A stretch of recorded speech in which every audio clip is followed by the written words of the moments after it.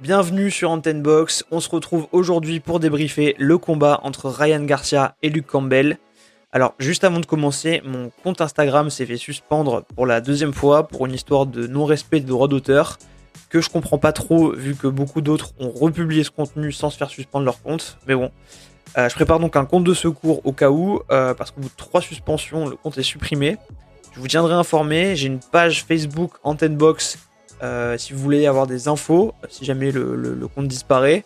Je publie pas souvent dessus, mais je mettrai des infos dessus si j'ai pas le choix. Quoi qu'il en soit, je publierai toujours des podcasts sur YouTube. Si je vous dis ça, c'est aussi parce que la conséquence c'est que malheureusement du coup jusqu'à mercredi je peux rien publier, mais surtout je peux pas répondre à vos messages ou vos commentaires. Donc je fais tout ça dès mercredi, dès que je retrouve l'usage de mon compte. Je le redis aussi en intro, si ce podcast vous plaît, le meilleur moyen de le soutenir et de nous donner de la force, c'est de vous abonner à la chaîne YouTube, de cliquer sur la petite cloche et bien sûr de liker si le contenu vous plaît, de commenter, d'en parler autour de vous. J'insiste à chaque fois, mais c'est vraiment important pour nous, pour pouvoir continuer à se développer, surtout si Insta saute. Voilà, donc on rentre maintenant dans le vif du sujet, ce qui nous intéresse, le combat Garcia-Campbell. Avant de commencer, ceux qui suivent un peu la page le savent, moi j'aime pas trop Ryan Garcia, mais je promets d'essayer d'être le plus objectif possible dans mon analyse. Je comprends tout à fait aussi qu'on puisse avoir un avis différent. Je suis ravi de pouvoir en discuter avec vous, d'échanger. Chacun est sensible à son style de boxeur et de personnalité, et c'est cool parce que c'est ça qui crée justement les rivalités et l'excitation dans les combats. Alors juste, moi, pourquoi j'aime pas Garcia ? C'est parce que je trouve qu'il en fait trop, alors qu'il avait encore rien fait. Il avait combattu que des sous-adversaires, contre Morales il avait galéré. Bon, en plus il est pote avec les frères Paul, donc ça n'arrange pas son cas pour moi. Et même hier, le voir arriver sur un trône, je trouve que c'est ridicule, parce que, comme je l'ai dit jusqu'à hier, pour moi, Ryan Garcia, sans critiquer ses capacités de boxeur, hein, c'est pas du tout le sujet, mais c'était toujours personne sur le circuit. Donc je trouve ça abusé de se mettre autant en avant quand t'as rien fait. J'ai rien contre le trash talk, même si je préfère les boxeurs plus humbles et bosseurs. Après, j'aime les mecs facétieux, mais quand ils ont prouvé quelque chose. J'aime beaucoup Floyd, j'aime Fury, parce que eux, ils ont gagné le droit de l'ouvrir en fait. Alors, est-ce que le petit Ryan a gagné hier soir le droit de l'ouvrir ? Déjà, plus que son petit frère Sean, qui a combattu en début de soirée et que j'ai trouvé catastrophique. Ah ouais, je vais en mettre à toute la famille Garcia, c'est sûr. Non, sérieusement, en début de combat, j'ai trouvé que Garcia dégageait vraiment un sentiment de puissance et d'assurance. Il avait l'air plus épais que Campbell aussi. Il attaque en cherchant à frapper fort d'entrée. Ça m'a un peu fait penser, toute proportion gardée, au début de Loma contre Lopez, où Lopez cherchait à envoyer des parpaings directs pour montrer qu'il allait pas rigoler. Je trouve que Garcia, il avait étoffé sa palette aussi, avec un meilleur jab dans lequel il mettait plus de force, une main arrière plus puissante. Il cherchait quand même beaucoup à placer son crochet gauche, mais il mettait la pression. Il m'a l'air d'avoir développé une palette plus complète. En revanche, qu'est-ce que c'est que son placement de pied contre un gaucher en boxe pour un droitier ? Il faut garder son pied avant, à l'extérieur du pied avant de l'adversaire. Là, Garcia, il avait constamment son pied avant dedans de celui de Campbell. Ça l'a mis en difficulté pour placer son crochet et ça l'a aussi exposé à pas mal de contres. Côté Campbell, je l'ai senti crispé. Il envoyait beaucoup moins son jab que d'habitude, aussi pour justement ne pas s'exposer au crochet de Garcia à la face. On sent aussi un vrai différentiel de puissance dès le début du combat.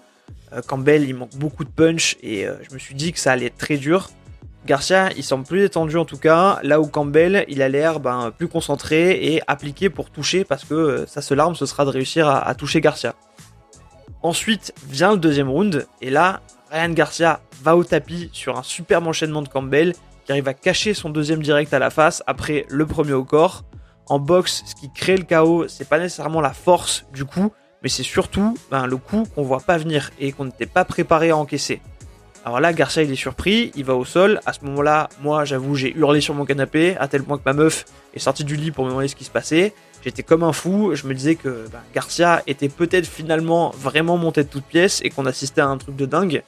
Mais il se relève assez vite, on sent quand même le doute dans ses yeux, il vit ce qu'il a jamais vécu, il s'est retrouvé allongé au sol devant son public, ses fans après tout ce qu'il a dit, tout ce qu'il a fait, et là, va falloir avoir les épaules pour assumer. Et franchement, bravo à lui, parce qu'il est retourné au combat, il a su montrer son mental et pas laisser le doute l'emporter. Par contre, là aussi qu'on se le dise, Campbell, il est trop gentil derrière. Après le knockdown, il attaque quasi pas, il a laissé s'en remettre. Et si cette droite, il la prend de Gervonta ou de Lopez avec leur puissance, déjà pas sûr qu'ils s'en relèvent. Mais en plus, s'ils se relèvent, les top boxeurs de la KT, ils vont sentir le sang et venir le torpiller pour le faire tomber. Ce que Campbell, avec son manque de punch, n'a pas su faire. Ça, Garcia, il doit vraiment tirer des leçons pour la suite, parce que si défensivement, il progresse pas, il va se faire assassiner. Et cette erreur-là, elle pardonnera vraiment pas avec d'autres. Dans les rounds suivants, je trouve que c'est assez équilibré jusqu'à la toute fin du 5e. Alors, je vais parler de la fin du 5e, mais juste avant, je voudrais justement discuter de cette notion d'équilibre. Je trouve que ce qui est un peu injuste et qui défavorise Campbell, c'est que comme Garcia cogne fort et que ça fait du bruit et qu'il a la foule avec lui, on a l'impression qu'il domine vraiment de loin le combat, alors que Campbell touche beaucoup et nettement, mais en faisant moins de bruit. Et je trouve que les rounds étaient vraiment serrés, mais pour autant, je suis sûr que les juges ont quasi tout donné à Garcia, pour ces raisons-là même, sur des coups mis dans les gants, et c'est aussi ça l'injustice que je trouve pour un boxeur précis qui manque de punch, face à un cogneur hyperactif, mais peu précis. Bon, et du coup, après vient la fin du 5e round, où un crochet gauche de Garcia passe à la face, Campbell le prend bien, il est clairement ébranlé, il nous fait même une poulève à la fin en tournant le dos à Garcia et en s'accrochant aux cordes. C'est très limite et il est vraiment sauvé par le gong. Le combat reprend ensuite jusqu'au 7e round où Campbell prend cette fois un crochet gauche au foie, plein fer vu qu'il avait les coudes levés. Et ça, il s'en relèvera pas, ou en tout cas pas à temps. Et c'est la victoire de Ryan Garcia qui pourra faire son cinéma en se mettant une couronne sur la tête alors que tout ce qu'il a gagné, c'est une ceinture intérimaire. Bref, au final, il s'est passé ce qui était attendu. Comme je le disais dans le précédent podcast, si Ryan Garcia était au niveau auquel il était attendu qu'il soit, et si ses capacités étaient réelles, il était obligé de gagner parce que Campbell était un bon match-up pour lui, même s'il s'est fait peur.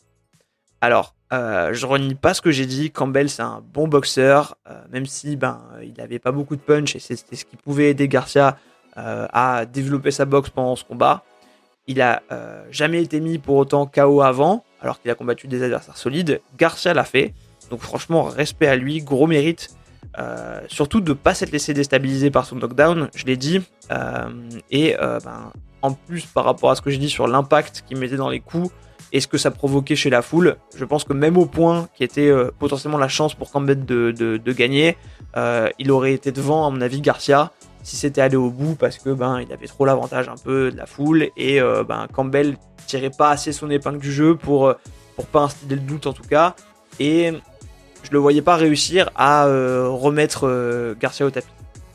Donc Garcia, il a rempli son contrat, il a montré qu'il avait progressé, qu'il savait se sortir de l'adversité.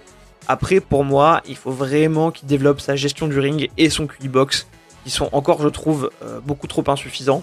Après, il est très jeune, il est hyper bien entouré, avec Canelo et Reynoso, il va sûrement bien se développer.